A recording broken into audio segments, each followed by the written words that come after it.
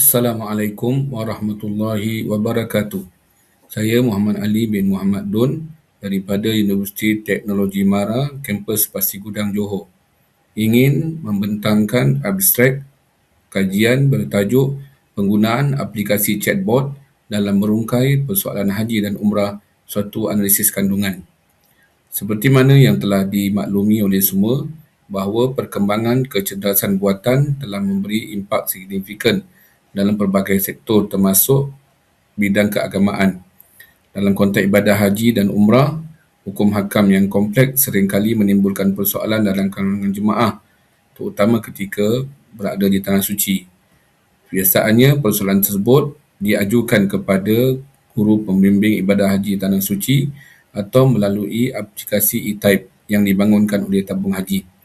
Namun, terdapat di kalangan jemaah yang mengambil jalan mudah dengan bertanya di aplikasi chatbot yang boleh diragukan hukum kesahihannya. Justru Ketua Kerja ini membincangkan potensi penggunaan aplikasi chatbot, kelemahan serta implikasinya dalam menjawab persoalan hukum haji dan umrah secara khusus. Kajian ini adalah sebuah kajian kualitatif menggunakan kaedah analisis kandungan terhadap tiga sumber utama, iaitu artikel ilmiah, dokumentasi dan juga penerbitan ilmiah daripada laman sesawang institusi Islam yang berautoriti. Kajian ini membawa implikasi signifikan kepada pihak berkepentingan untuk meningkatkan kepahaman dan kemahiran melalui integrasi teknologi AI sebagai alat sokongan maklumat. Selain itu, pembangunan aplikasi chatbot berasaskan AI hendaklah mencipta kandungan dengan input daripada ulama' dan pehtas yang berpengalaman.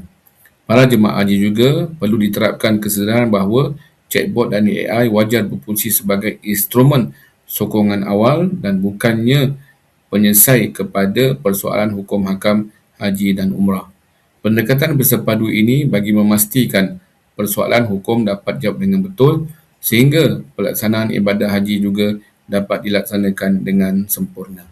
Sekian, Assalamualaikum warahmatullahi wabarakatuh.